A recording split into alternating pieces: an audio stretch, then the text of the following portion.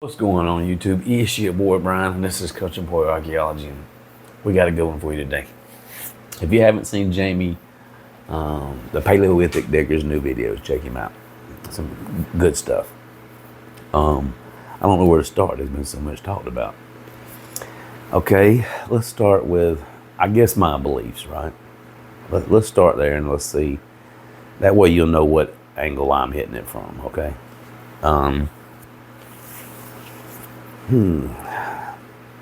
Okay, you said religion is a way to put man in a box. And I agree. But then you followed up with that as saying the Bible was your history book. Therefore, you threw yourself into that box. You said that there's no way that you would tell a man in a box your problems to talk to God, then have him talk to God for you. And I agree. And that's how I picture Jesus. I believe he is a man in a box that is a false idol that stands between us and the Creator. He is also a religion. There is a lot of history in the Bible. The flood, I agree with, but it's not just written in the Bible. Genesis, the creation story, I somewhat agree with, but it's not just in the Bible.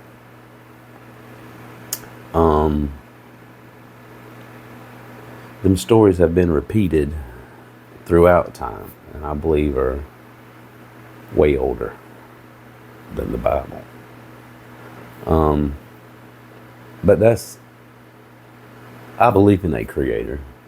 I speak to God, but I do not refer to him as Jesus. I believe that Jesus, like I said, is a middleman between you and the Lord. We're all given a sense of right and wrong. Even the people who do evil realize it's evil. They enjoy it. So there is a thing of good and evil. We all have a voice inside of our head. You know, when you're doing something and you go to do something and that voice says, "Hey, stupid, don't do that." It's not your voice. You didn't say it. Some people will say you thought it, but you heard it. Not with your ears, but you heard it. You heard the voice speak to you. And everyone hears that voice. Some people tend to ignore that voice. Me, I believe that voice is there for a reason, and I always follow that voice. If I'm riding down the road and something says, "Take this left," and I hadn't took that left in years, it's actually way out of the way of where I'm going, I don't question it. I just take that left. Because had I not take that left, I don't know what would have happened. I know taking that left, I got to where I was going still. But somewhere along that route, something told me just don't go the way you normally go. I don't know. History, if you wonder who he is, I believe are the Masons. In the area that I'm from, we'll stay close to the area I'm from. There's a little town called Richland. Outside of Richland, there used to sit a church called Red Hill Baptist. That's where my daddy's buried. It was the first Christian church in Georgia, started by Reverend George Lynch Smith in 1837. It started as him holding church service under an arbor. Oh, that's so sweet. Now, he was a Mason from Richland, South Carolina, who built a church in 1837, and back then, Native American territory. Stuart County, around Caseta, Georgia, the Caseta Treaty, actually Caseta. Stuart County was the last holdout of the Native Americans. Now, when they built the church a couple of years later, now this is right outside of Richland. Richland was still Native American. Now, the first people in was the church and the Masons. Now, Lynch built a 2-story house right there and a pecan orchard, and the bottom was the church and the top was the Masonic Hall.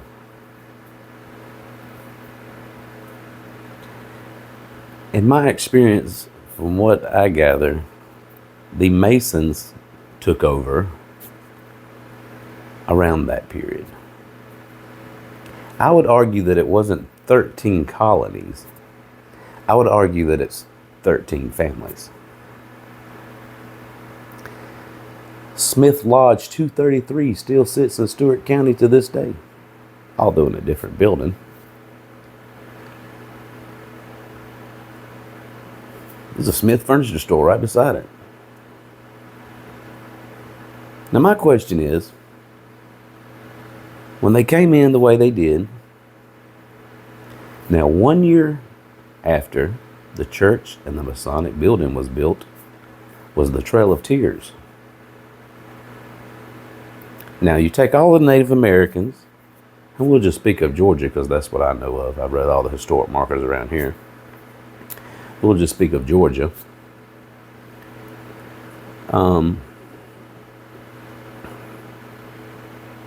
The first Confederate flag raising in the state of Georgia, about a quarter mile from my house.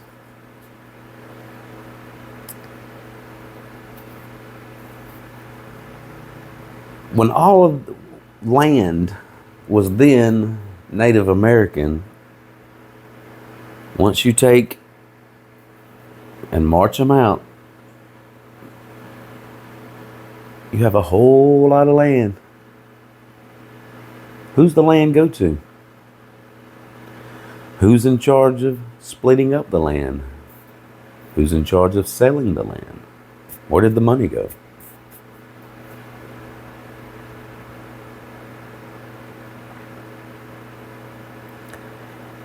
It's way deeper than what most people think. And the Masons, who supposedly just build better men, if that were the case, that would be our 9th grade curriculum, and everyone would have to take it. But instead, it's all done in secrecy. I argue that red and the blue are actually the purple. The Masons, the Shriners, supposedly all do good things.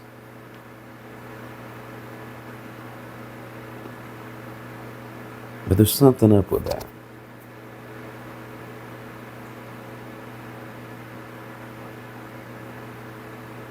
I think we've all been indoctrinated more than we want to realize. And more than one way. Now, me, I was born into this world opinion free. I wasn't forced into church. And in fact, first 30-something years of my life, I was an atheist.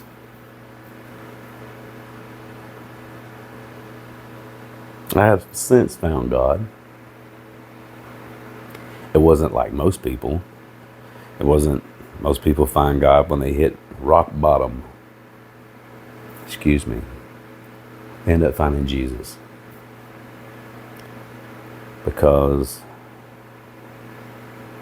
Jesus preys on that type of people.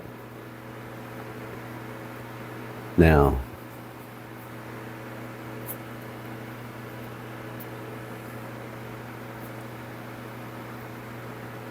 why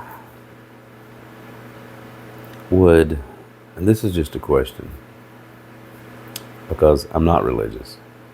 I believe in God and the rest of the stories that come with it, I can't verify. And if I can't verify it, I don't believe it. I can verify there's a creator just by looking around me in awe of our vision, our smell, our taste, our communication, reproduction. Which come first, the chicken or the egg? Just that question alone makes me believe in a creator. How it's done, I don't know. I'm not going to question that. But I can question everything else. I can question man's story. And I do. Just like these stones. I've read no book that told me about these, because there is no book that speaks of these. Do I believe people hold knowledge that others don't? Yes, I do. Why? Because I was come at by a certain group of people when I started showing what I show. And I quickly identified them as being Masons. That's all there is to it. Which made me study them. And they have a lot to do with it. The ones today, not as much. It's more social status than anything. But I believe that the church is the evil. Why? It's held on Sunday. It's the first day of the week. Shouldn't rest on the first day of the week. The day of the Sabbath, Saturday, you're supposed to be resting. The day of the Lord. What do? Most of us work and get off and go party. Doing right the opposite of what we should be doing. Like you said, the daylight savings time. The whole changing of everything. The months. We're supposed to have 13 months and 28 days apiece and a day for rest. But they switched that.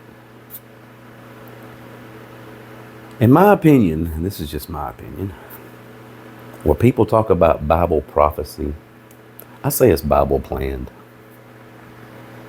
I agree. I stated that Israel was created in 49 by Britain. And you said, yeah, but archaeological finds say that was Jewish land. I agree.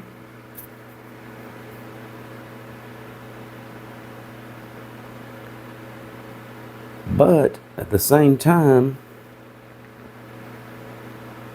it doesn't make it right to mark off that land and then say because they were once here, it's now theirs again. I'm digging up the stuff right here in the yard. You're digging up your stuff right there in the yard. So what if they was to come in and say, well, it's proof we was here. We want our land back. And they square off something and kick us all out. And guess what I'm getting at is it wasn't an act of God that gave them their land back. It was an act of war. I don't know a whole lot about the Bible. I can't say that I do. One thing that does stick out in my mind is Luke 19:39 and 40. Or one of the Pharisees in the crowd said, Jesus, rebuke your disciples. And Jesus said, well, if they don't speak up, then even the stones will cry out. And they're crying out. We're all listening, trying to get the story.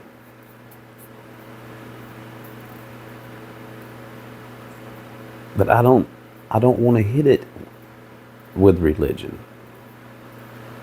Therefore, I can't put the Bible in it, and that's just my way of thinking. I mean, I know you feel different about it. Like I said, I don't fall into a religion. I'm an atheist who found a creator that doesn't fit in a religion.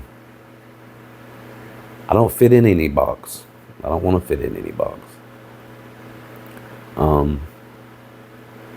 So that's the angle at which I'm hitting it at.